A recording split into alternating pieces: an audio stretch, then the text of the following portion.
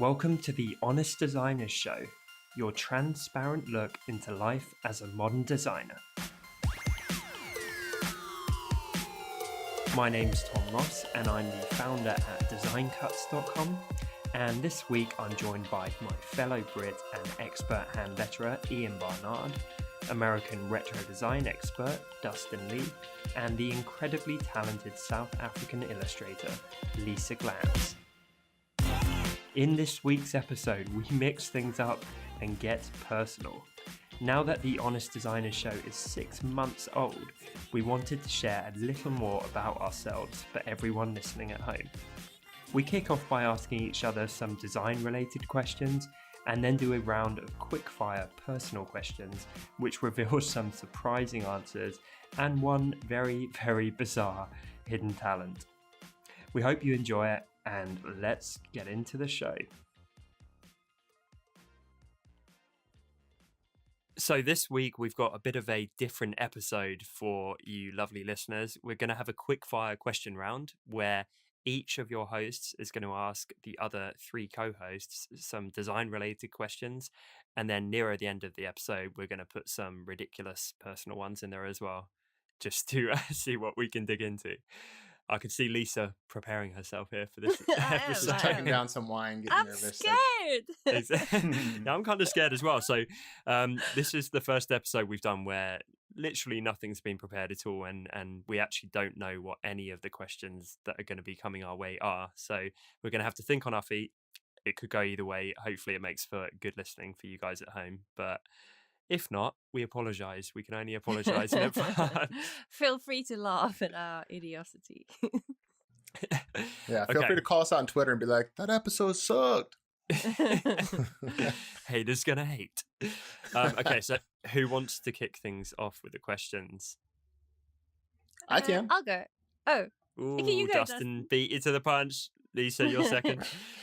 Cool, Dustin, kick it off then. Okay, cool. Tom, this is for you. Oh, no. Okay.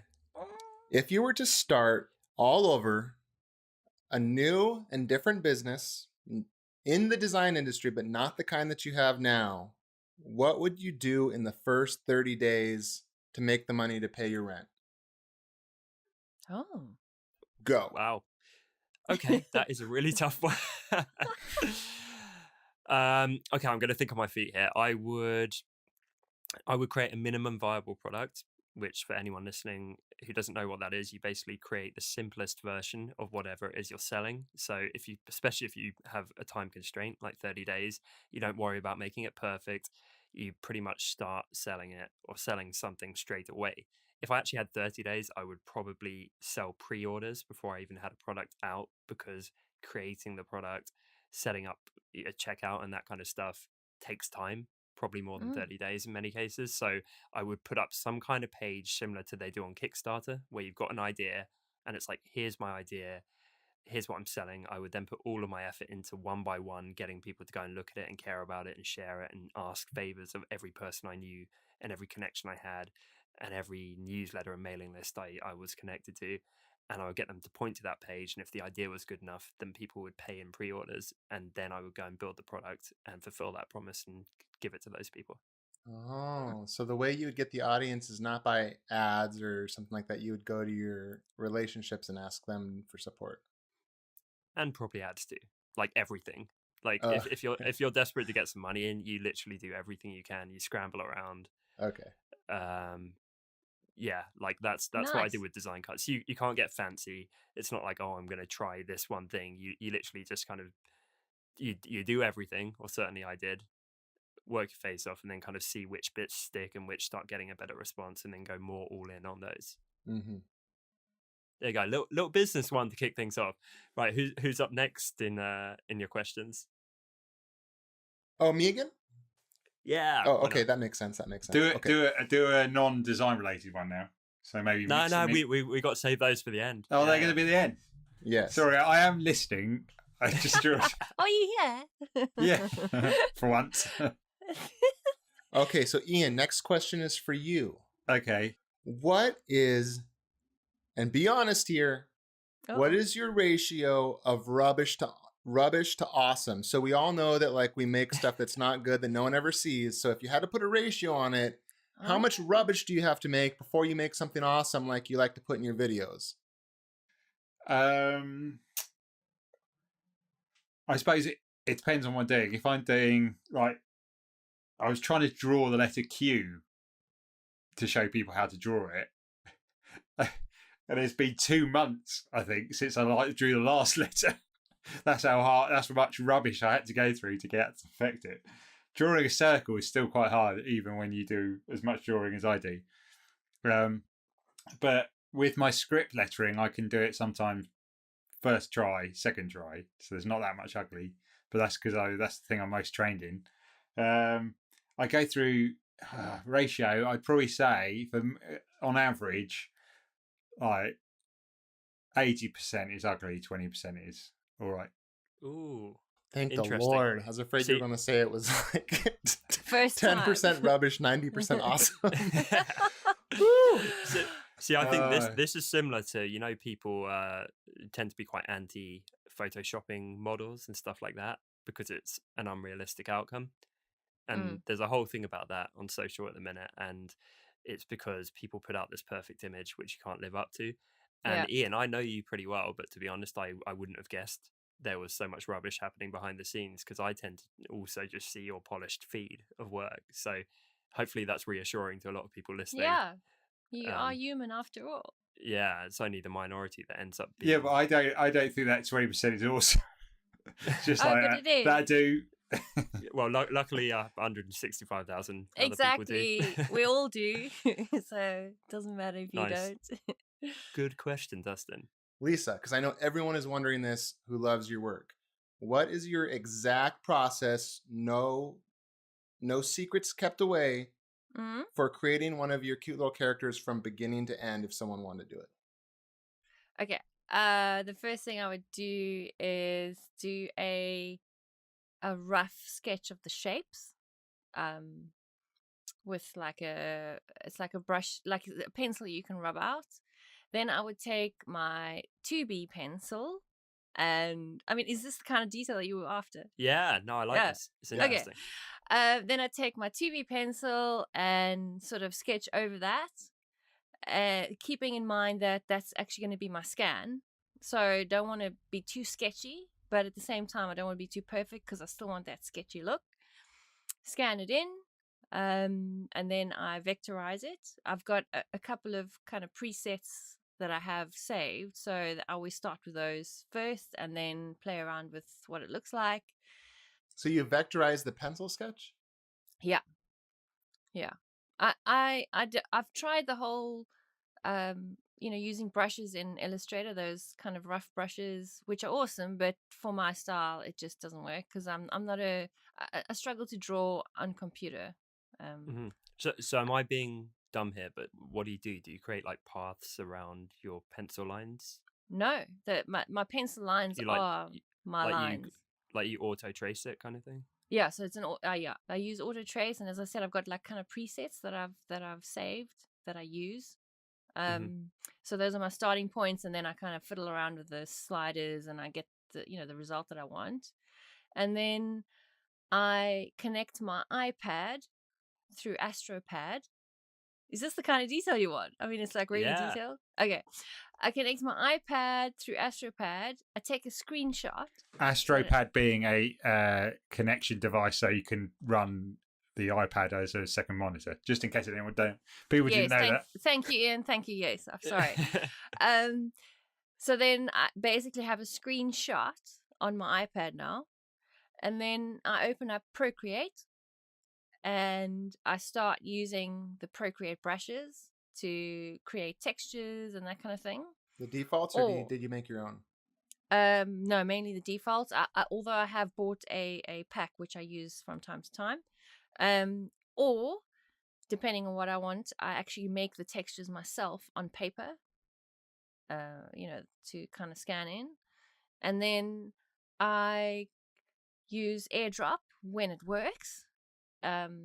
because it can be temperamental. I don't know if you guys have found that. It's the most annoying thing. So if I haven't thrown my computer out the window, I use AirDrop to get that back onto my computer. I vectorize that, and then I start playing around with layering and colors and yeah, that kind of thing. Does that sum it up? And they do that process just for one of the thumbnails for the show. Yes. But you've probably gotten pretty fast at it over the years. Well, it can take a while. I mean, it can take like, depending on what it is, it's like, for me, a fast drawing is like an hour and a half from beginning. Well, the whole process is an hour and a half. Seems pretty fast. So if I just take like one bunny that I know I'm going to be good at drawing, to colored can take me an hour and a half. I thought that was quite quick. Yeah, what's I don't want to derail Dustin's question. What's like an average time for an Honest Designers episode graphic? Can be like a 2 hour, depending on how complicated. About 2 hours, 2.5 hours. Wow. Okay. Remind me to send you some wine or something. That's amazing you. if you're doing that every week. Notice she didn't say, "Oh no, you're too kind. You don't have to." She was like, "Thank you," and then she just sent you her address immediately. I love that. No, that's interesting actually, because I didn't know how you did it, to be honest. Yeah, top secret that I just revealed. No, there's going to be a bunch of Lisa Gland rip-offs running around now. Yeah. So yeah, Lisa, you're up next with your questions. Okay. Dustin, do you plan your business year or business quarterly or business month or week? Or do you just kind of randomly, kind of see how it goes? When you have an idea, you'll do it and send it out to your subscriber list? Or is there actually like something that you worked out for the year or month or whatever? Oh, perfect question for me. Good job. Thank you. So I write out a yearly plan and every year, and then I literally don't follow it, and I don't even normally open the document again, and I forget about it. I love that. And then I send out surveys, to people that buy and ask them what they want.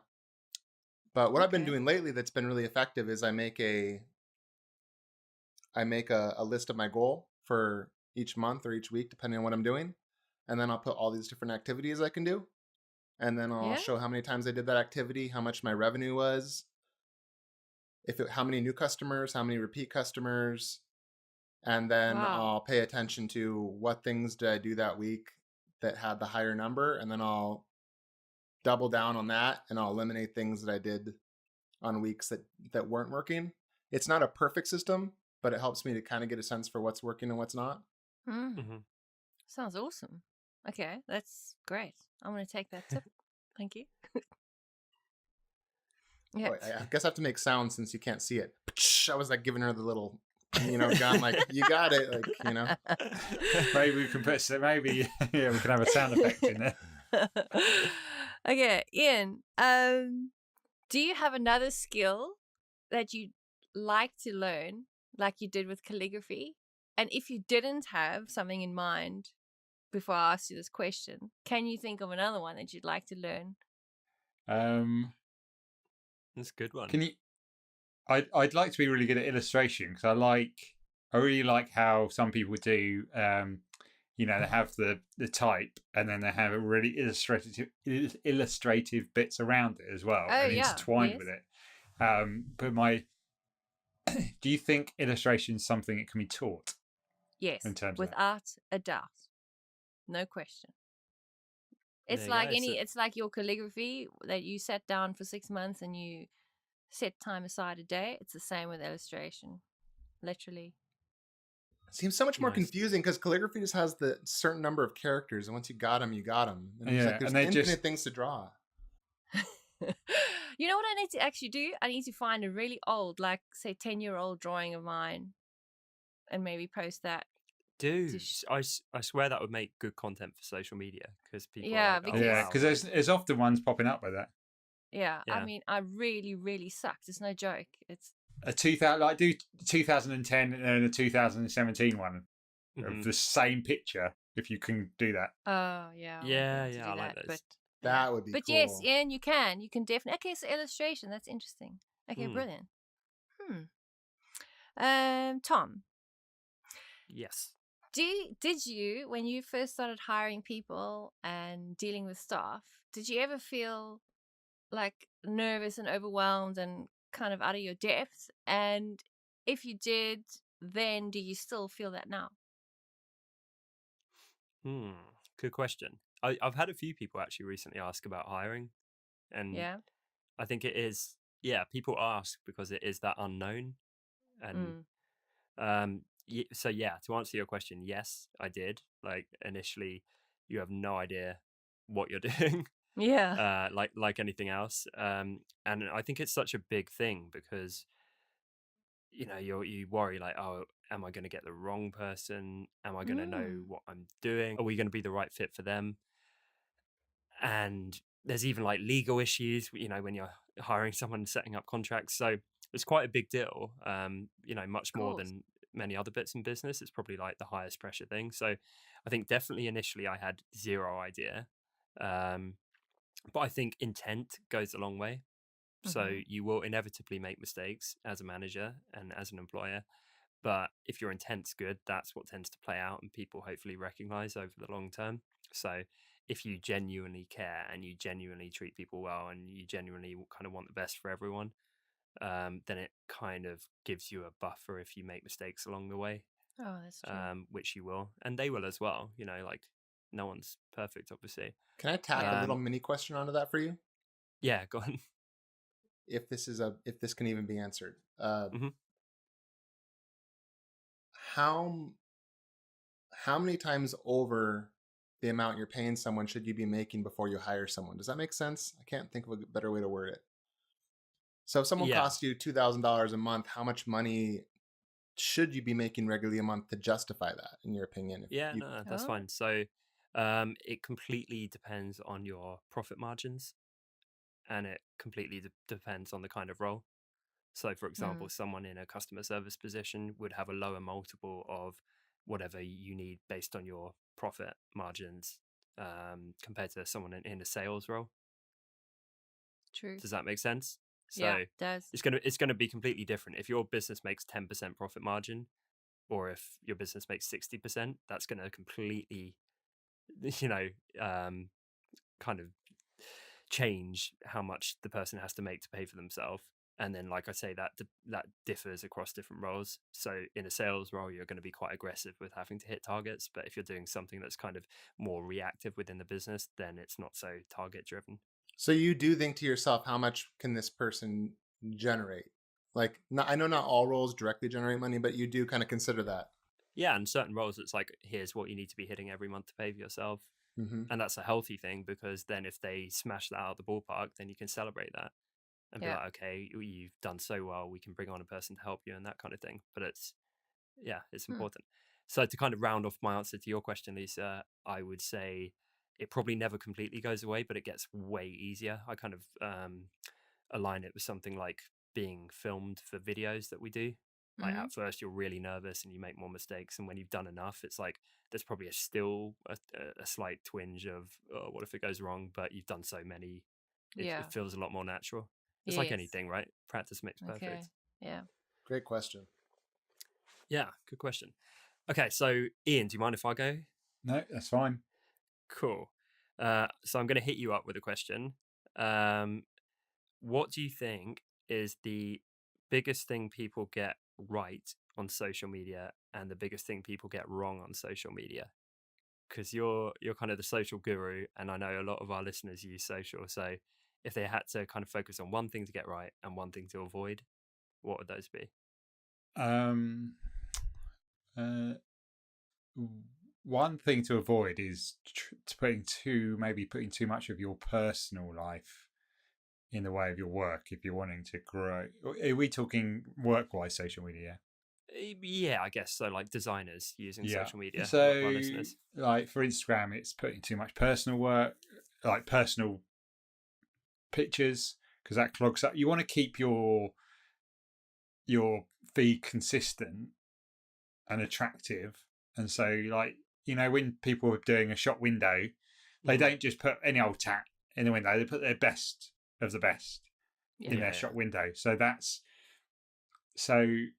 make sure that what people are seeing on your social media is the stuff that you're wanting them to see and is the best things that they can see. I suppose that's a bit more like your portfolio, really, but your social media acts like a portfolio. So, and sort of consistency, I think, is the best thing they can do on social media. Just being there consistently, popping up. Yeah. Why is that? Because I think that like there's like a life expectancy of each post is like about 12 hours maximum.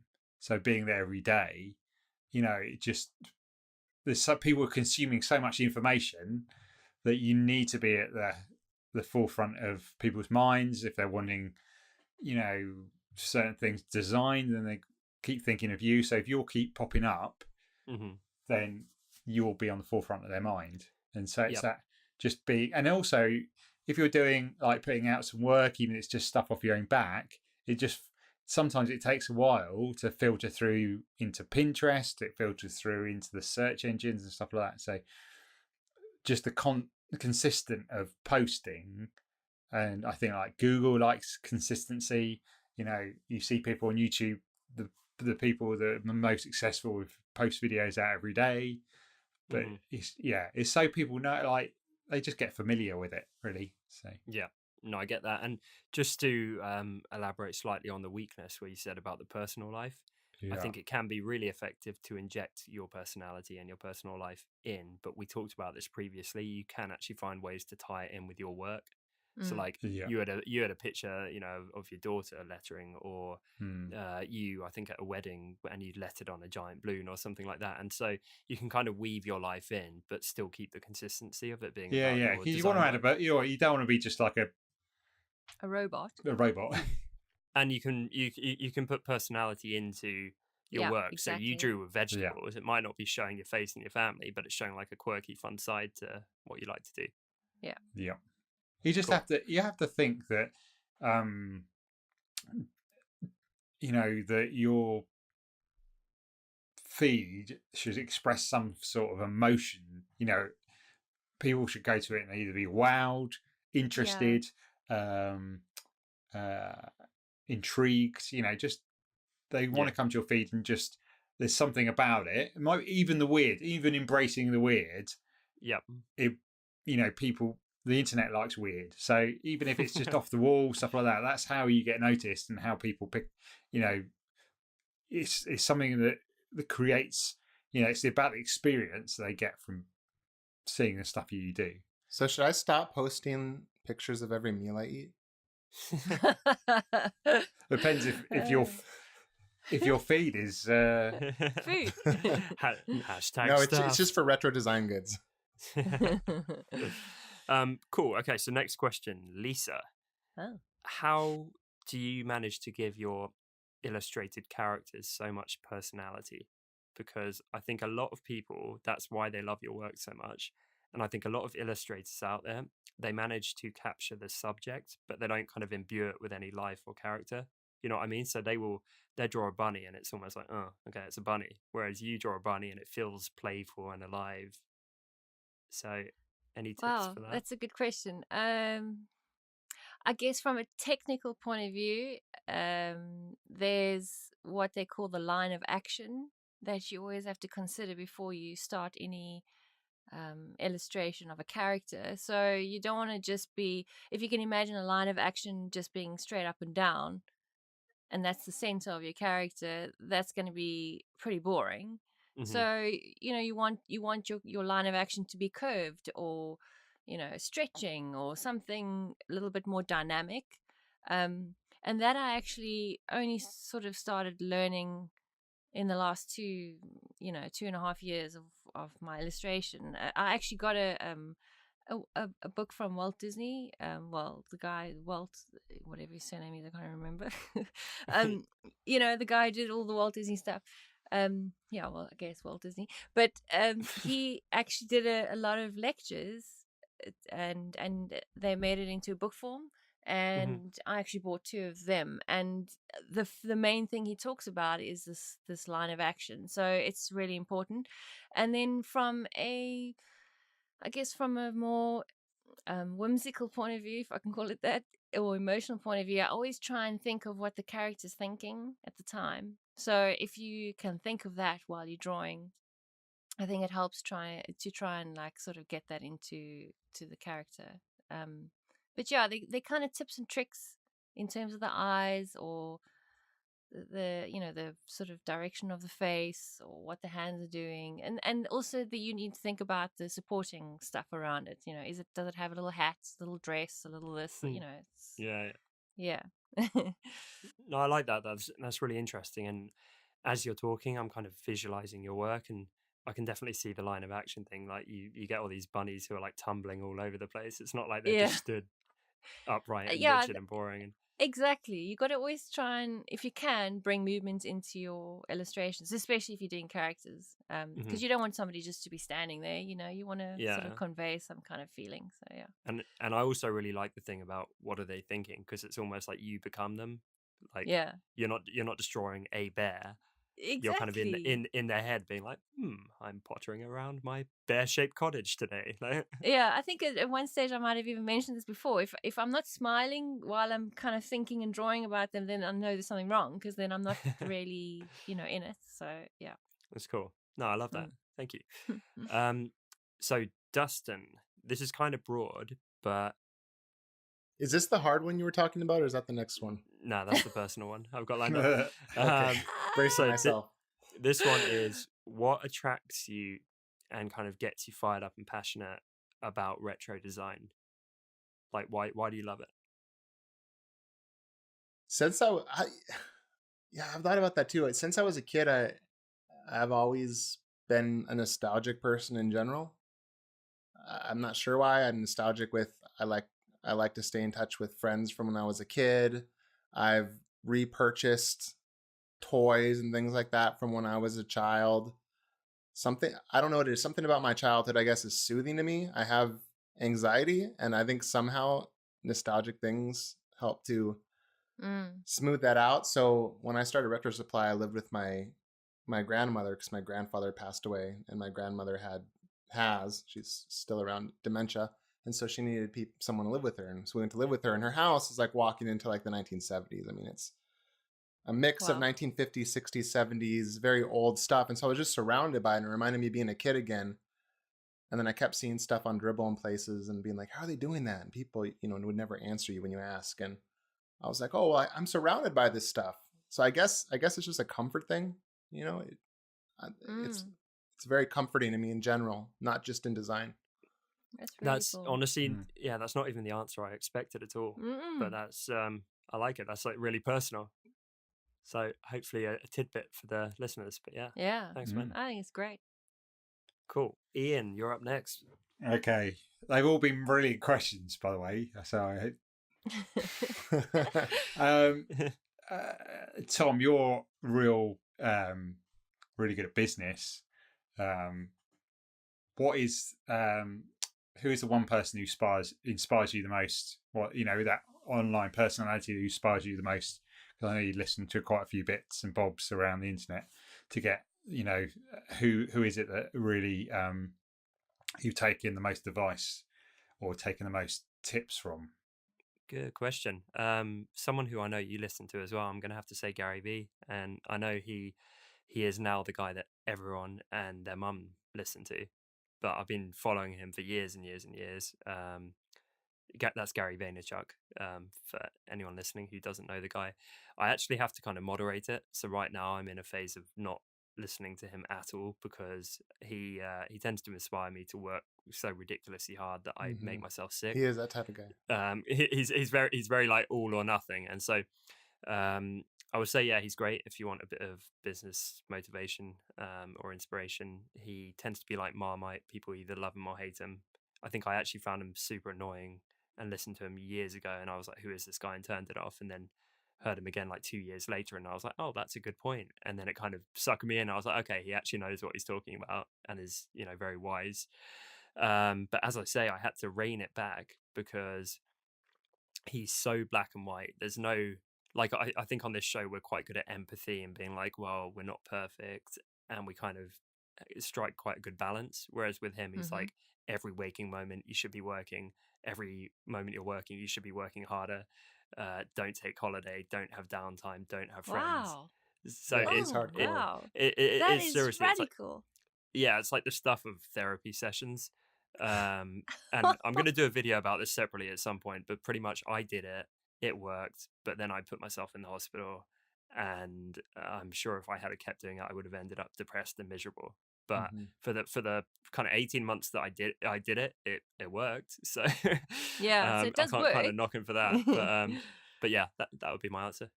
I think one of the major things that comes from me is like we did mention on like about the sort of is it ramen noodles, or it was about having Ramen. like Yeah, ramen. why if you want to, you know, going for like a couple of years without wanting all the bling and all the nice stuff and stuff like that, that you could build up a profit margin, that you could do a lot of the stuff that people could do, you know, invest money into stuff, you could, you know, find that you've got a bigger social media and that's paying for you. And it's just that sort of putting aside the riches, you know, all the stuff that you want to buy now, and putting that off for a while so you can build your business up. But Yeah. also the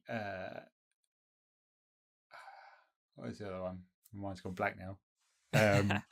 Oh yeah, you know, you say, oh, I haven't got time to, you know, focus on social media for my business, but yeah, I go and watch Netflix all evening. So it's that sort of, okay, where do you prioritize? Yeah, exactly. You know, whether it's making something, whether it's producing some work to put out there, but then you make an excuse of, oh, I'm going to watch Netflix now. Yeah, and then complain. I think you need to balance what you consume, really, and it depends what your objectives are. If the only thing you care about is making money, then go get a kick up the bum from someone like that. If you want a bit of balance, you know, hopefully our podcast has been kind of decent for that, and that's what we hear from a lot of the listeners. It's kind of about actually enjoying what you do and enjoying being alive rather than kind of being completely ruthless. Yeah. So yeah, like there's balance in everything, but I would say from personal experience, don't go too all in on any one extreme. It kind of helps to have that awareness and that balance. Dusty, if you were stranded on a desert island and you could only have Photoshop or Illustrator, what would you have, and why? I would probably have Illustrator. Yes. I make a lot of stuff for Photoshop, and I like doing like all the cool fun texture stuff and different things like that in Photoshop, but I started in Illustrator. I think a lot of people, especially back in the day, I don't know if it's changed now, but back in the day, people would always say, and by back in the day, I mean like 7 years ago, 8 years ago, people would say, oh, I know Photoshop. I've always been confused by Illustrator, but I always found Illustrator to be easier and just more fun. I've been trying to get into using it more because I got so into textures and doing that stuff with Retro Supply, but I love Illustrator. I don't know. It seems more intuitive to me, especially for creating and drawing things and assembling things. Photoshop seems more for adding final touches to things and effects. Yeah. Illustrator seems like you make the meat and then you spice it up. You know, you get the spice rack out and put some spices on it in Photoshop. But my question for you is, where would I find the power outlet on this island? Solar panels, yeah. Okay, last one to Lisa. Apart from your computer, what is one tool that would really hinder you from doing your work? My iPad and Apple Pencil. Oh, really? Yeah. If I didn't have that, I don't know what I'd do. I've you know what? I've tried that whole Wacom thing tablet. It's horrible. I bought it. It's sitting here. What, the Cintiq, the screen one? No, not the screen one. Just the tablet thing. The whatever you call it. But weren't you making products before the Apple Pencil and iPad Pro came out? Yes, and I can literally show you the before and the after. Like the inflection point. yeah, and also it's a massive time saver because I used to do all my textures and that kind of stuff by hand on paper. Now I'm already kind of creating it digitally, and all I have to do is vectorize it. So it's a huge bonus for me. Wow, I that's don't know. another I don't picture. know That's two pictures we need to see. The one of the before and after Yeah. of your Oh, sketches, and true, another. true. No, that's true. This episode of the Honest Designer Show is sponsored by the Apple Pencil. Yeah.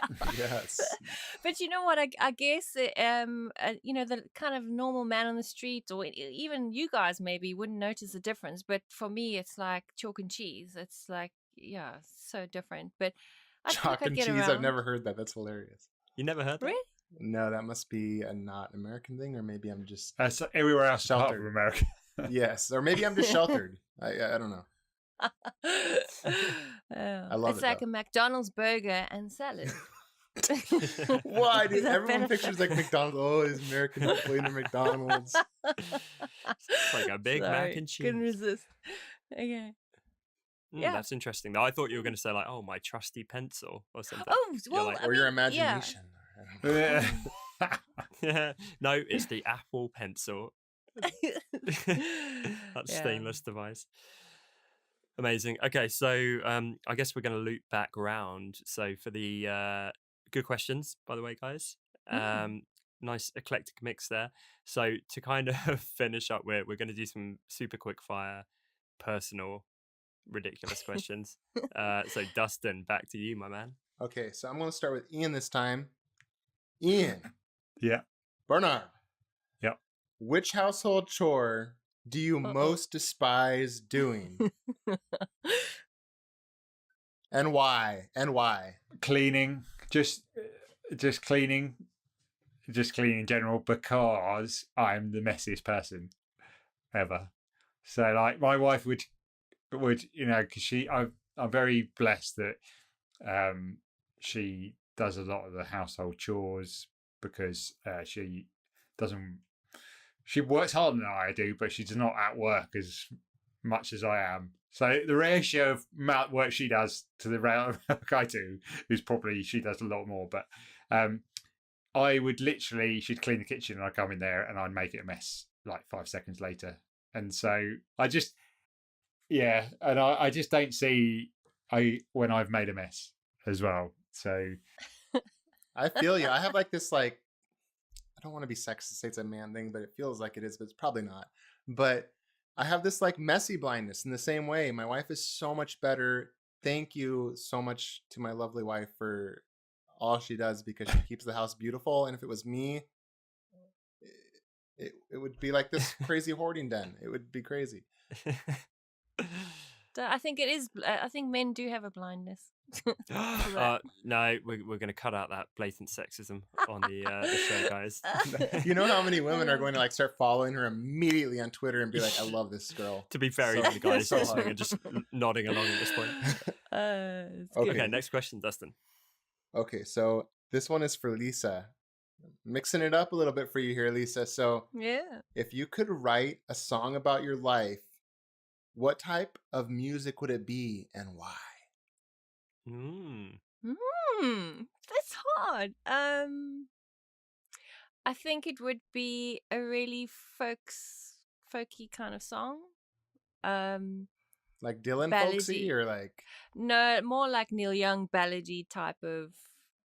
I forgot Song. your love for Neil Young. Yeah. It's hard because I swear between a really ditzy fun song and like a serious folk song. So yeah, it's hard to choose.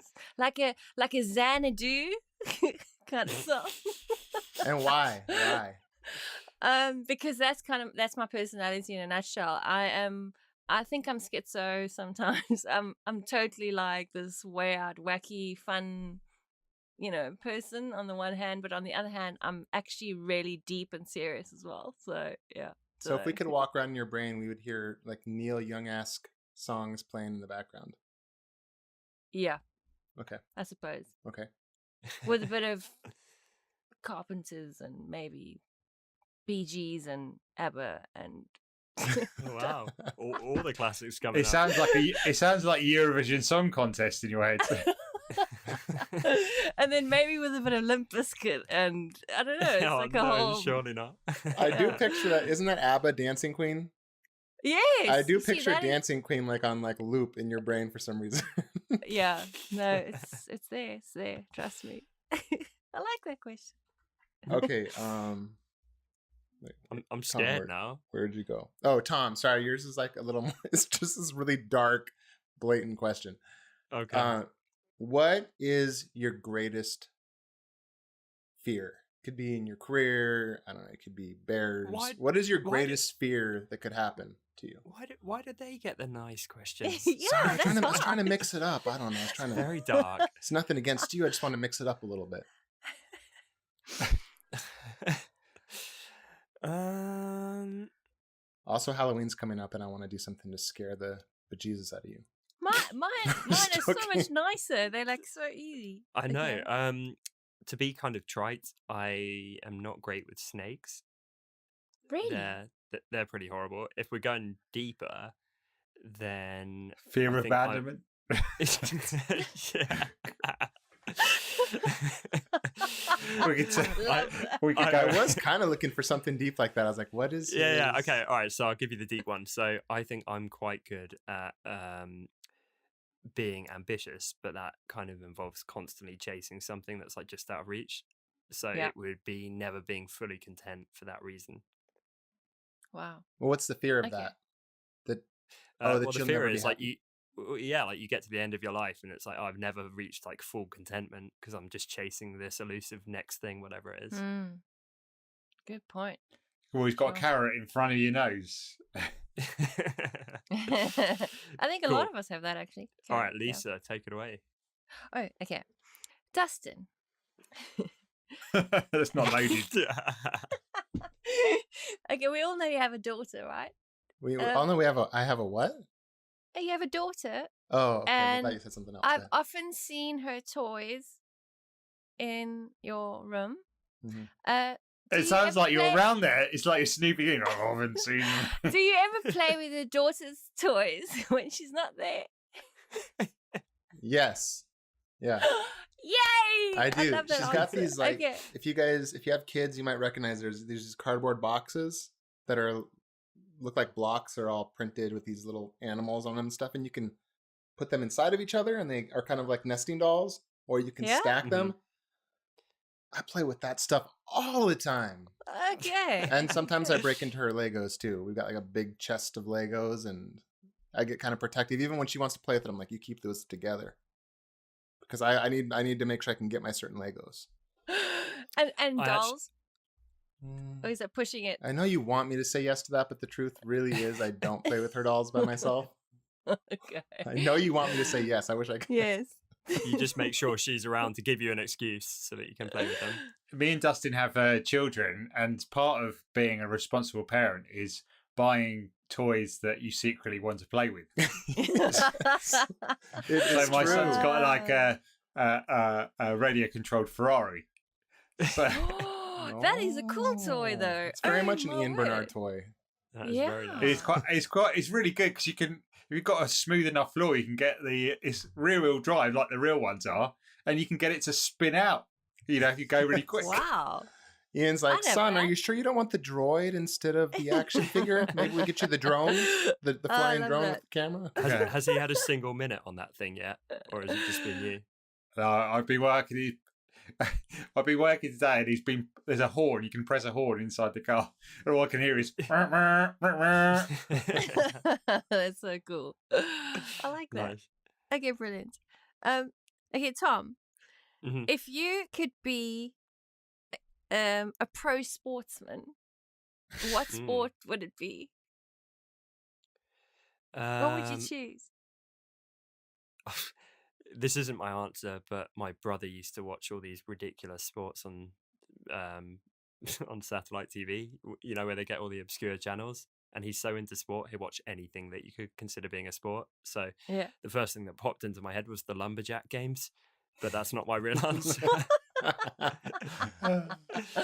Oh my god. Okay. Yeah. I'm gonna be boring. I will say football, I Okay, mean real what? football, so soccer Yeah. to be Americans, and You mean soccer?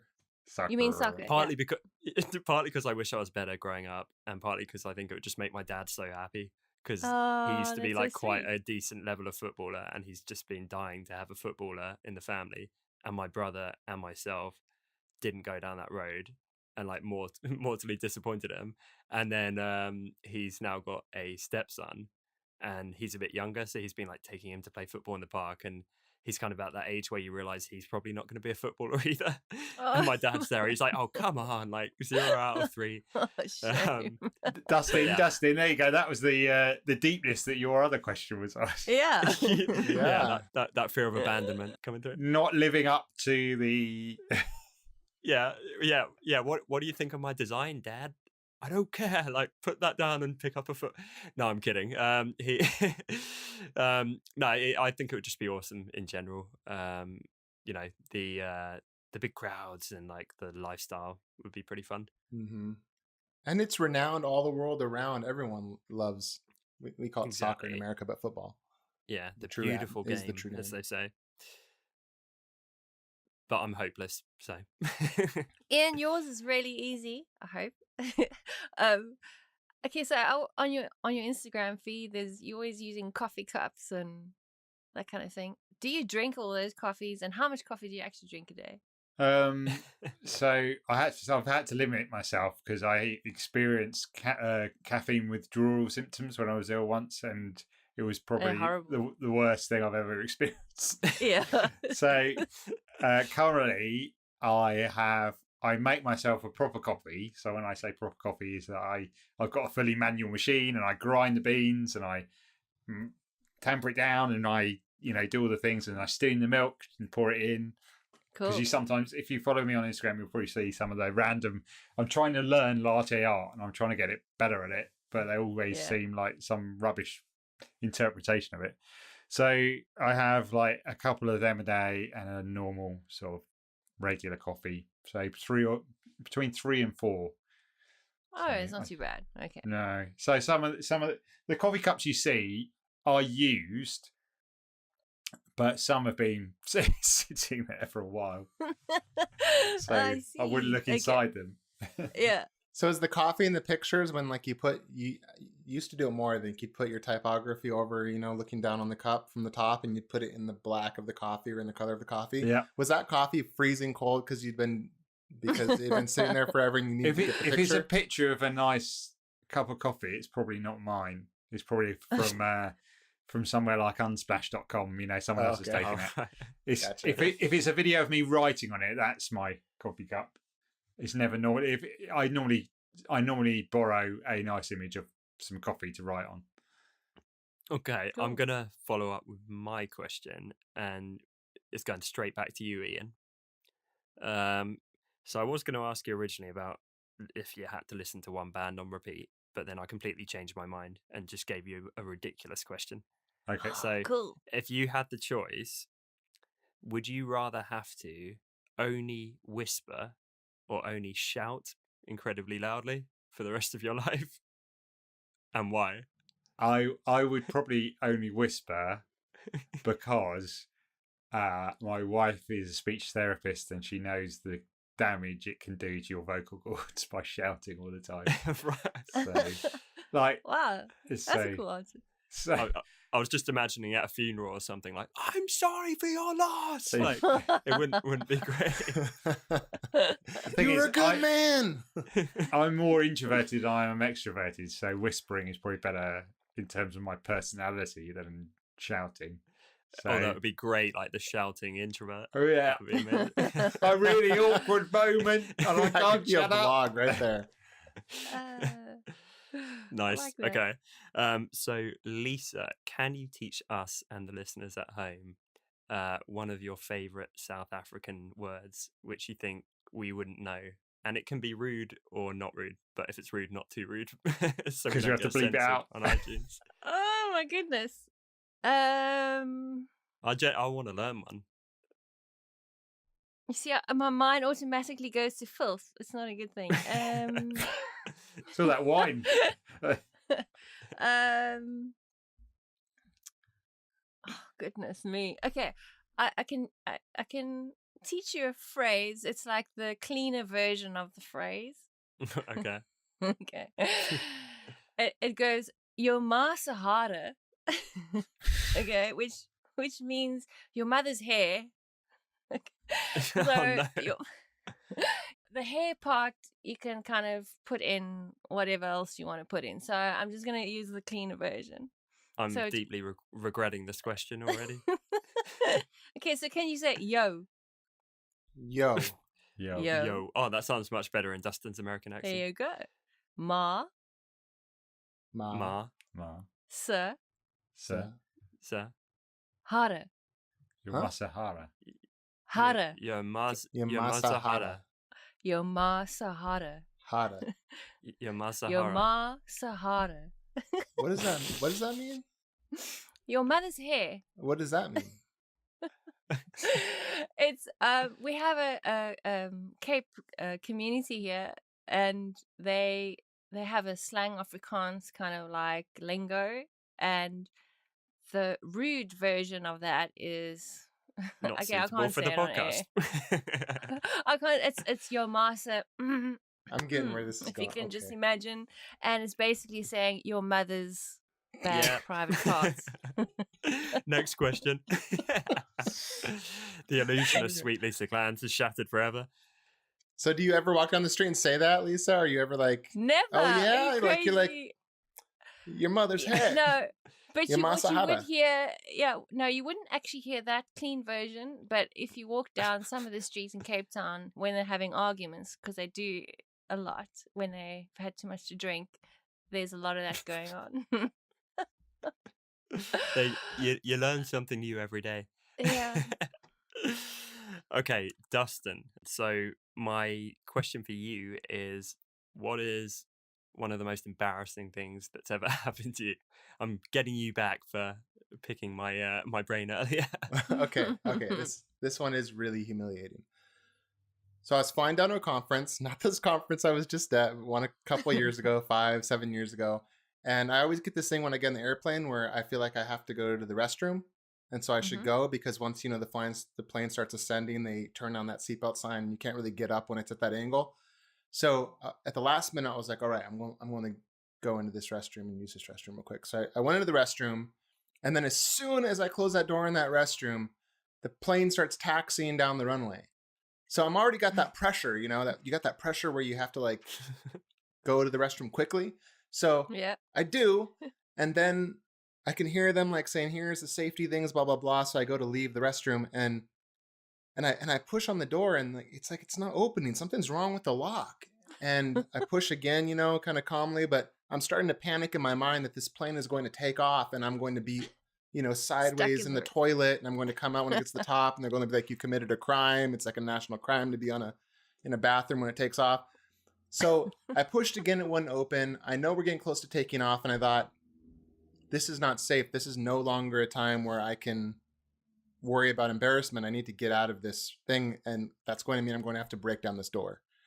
So I literally, with all of my might, punched into the door as hard as I could to try to break it open. And it pounded. Everyone I knew could hear me. And I pounded it again. I was like, this door is coming off its hinges. I'm getting out if this is all it takes to do it. I pounded again on the door. Like at this point, I'm just trying to break through this door and literally break it off of its hinges. And then I couldn't do it. And so I stopped and I took a deep breath and I said, just calm down and just think straight for a second. How do you get yourself out of this situation?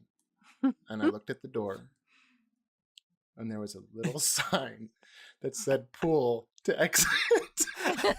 So I pulled open the door. It was that I was pushing. All you had to do was pull. So I pulled and the door smoothly slid open. And everyone had their heads rubbernecked back to the back of the plane, like looking at me as I walked out.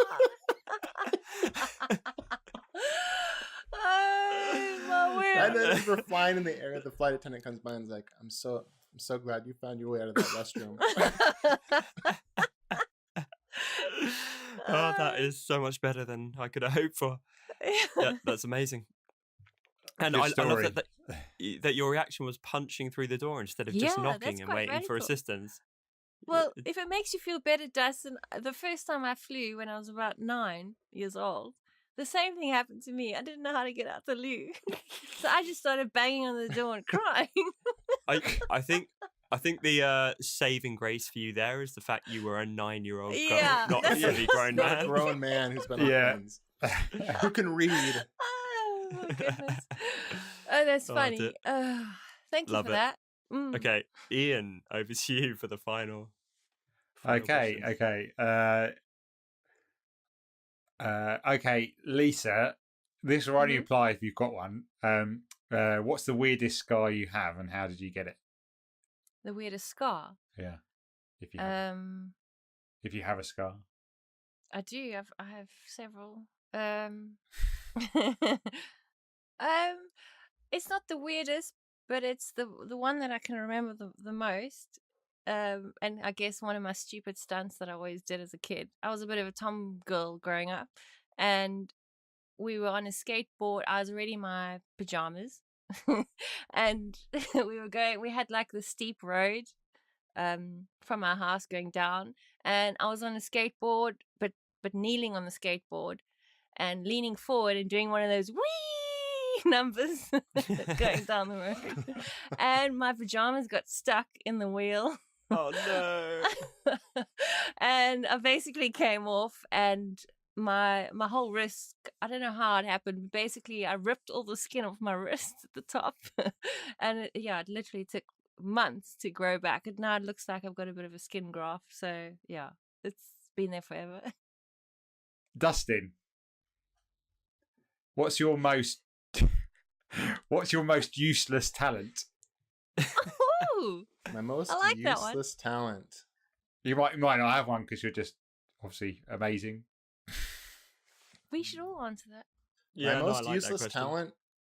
Like, I'll give you an example. I can fit Okay. my whole fist in my mouth. Can you seriously? I'd love to see that. It's not really good for the podcast, though.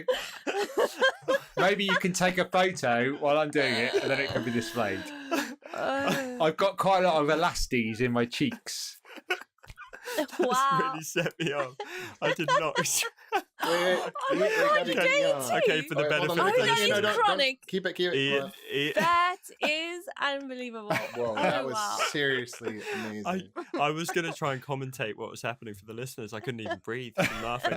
That is amazing. Like, bearing in mind, Was. I don't know if it's their camera angle, but Ian does not appear to have a particularly small fist, dear listeners. No. No, it's very That- regular size. That- if anything, it's quite a large fist. That's like Wow. it looked like it was bigger than your That's head quite going in. scary, actually. That is amazing. Well, I do think we all need to answer this question, but that's tremendous, Ian. You're welcome. I used to be able to burp our national anthem. Oh wow, that is a pretty good one. That is a very good one. Yes. Can you burp? Can you burp on command? Can you do it? Yes, but I'm not about to. Thank you. Oh, Are you not? Are you going to be too much of a lady for the podcast? You've already taken my sort of estimation down a few notches, haven't you? Are you going to, Lisa? We need to From make your this a lowbrow Masahara to show. burping to oh goodness. Okay. yeah, but imagine all those girls listening, the ladies listening, just like looking to you for inspiration and looking to you for, and you burp, and they're like, "Yes, we're free to burp." Oh, Okay, so no. I have like a totally useless talent that I was really good at. I haven't been working on it lately, but I used to do it a lot, and I was quite good at it. Mhm. I can hold my breath a really long time. I think it's a really long Really? time. So I used to practice this all the time with my friends and do contests. Mhm. And if I remember correctly, I could hold it for almost 3 minutes. In fact, I remember a lot of Wow. times like it was cool because you could do it, and then people would think you were dead because you would just like stay there and they get up and then you'd be there twice as long and just float in the water with my head down in it and just stay Yeah. still. Dustin, wait, I'm same as you, but it has to be in water. Like if I just sit and try and do it, I'm nowhere near as good. Oh But yeah. I think the Yeah, it has to water be in water. relaxes you so much. Yeah, and if I had this as well, and people would be like pulling you out the water and really panicking because like you say, they thought you died. Yeah, I guess that's one of those things where you do it as a joke, and then when you finally are dying, then no one pulls you out of the water. No one's really laughing. I laugh now. That's terrible. Oh, Mine is wow. nowhere near as cool as your guys, but it is truly useless. So at school, I think I'm a natural fidgeter, and so I got into the habit of spinning stuff on my finger, like textbooks and stuff like that. And so now I can't help myself doing it. Like if I'm in the kitchen, I'll pick up like a breadboard and just be like twirling it on my finger really quickly. You're that guy. I knew those guys. Yeah, and I just did it to kind of occupy my hand at school, but the teachers would get really annoyed. It was like, can you put Of that book course. down? Like, Oh, that's cool though. oh dear. I have to tell Okay. you, I always had admiration for people that could do that. It seemed an extremely hard thing to do. Yeah, I had a Korean friend who showed me how. He passed on the dark arts of spinning things on your finger. Exactly, he was the master. Okay, Ian,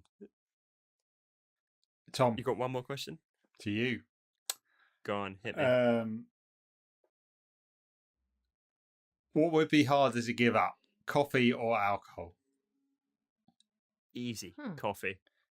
Do you drink? What is there anything else other than alcohol that would that compares?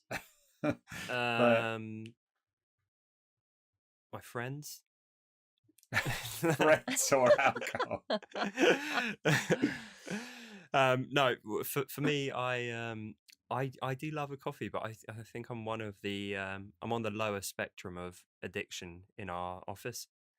We've definitely got some team members where they would struggle with that question a lot more, but no, I do. I enjoy a drink, not to a worrying degree, not like Lisa, but just like a social drink is. Yeah, It's all right. it's nice. Another glass of wine, she'll be out on a So now skateboard. I'm a burping drunk. I mean, Wait, so to be Yeah. clear, you would give up coffee so you could continue to drink alcohol.